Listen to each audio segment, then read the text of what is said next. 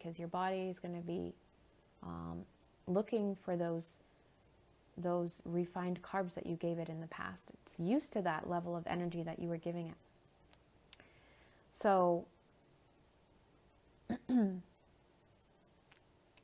great replacements for white sugar are raw honey, maple syrup, real maple syrup, not Aunt Jemima's, and molasses. Coconut sugar is a good one, but still really, really, highly refined. I use honey. That's what I use.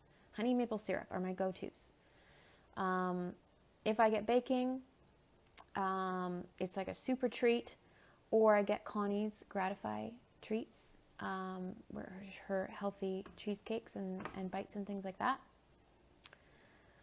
And you have to make the shift of going from this is something that I have in my diet every day to, okay, where am I using it every day and can I switch that?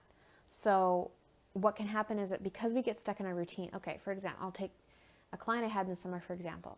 She's hooked on Starbucks. Every day I get my Starbucks and I get a double, triple whammy bammy. I don't even know what she got. Something crazy sugary. Is it really, really sweet? Yes. Okay. But it also has coffee in it? Yes. But it's mostly sugar. Okay. It's mostly sugar. So first hit of sugar in the morning for our body.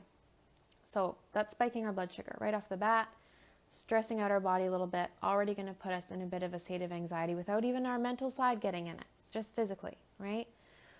Okay, so if we're hooked on that every day, we have a couple options. I could say, you need to cut out the Starbucks. You know that you need to do that. She'll say, yes, I know. And then she won't. So what I said was, how do you feel about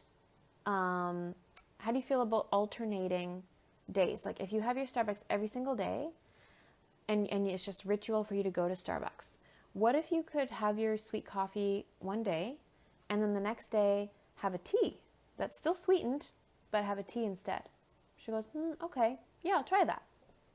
So that's the way that we can start making these little tweaks with our diet that make a really big difference, because then you're like, okay, if I can go only every other day with that thing that I thought I needed every single day, then like what else can I change? And then eventually you're drinking green tea that's unsweetened, which is perfect and high in antioxidants and really good for your brain. And maybe making it at home instead of, supporting the big guys. So these little things that we can choose to flip can make a really big difference. You can wipe sugar out of your diet. You can go and toss the bags out, or stop buying it from now on, and see what happens. I mean, there's all of the foods that I talked about are going to support you if you're lowering your sugar intake.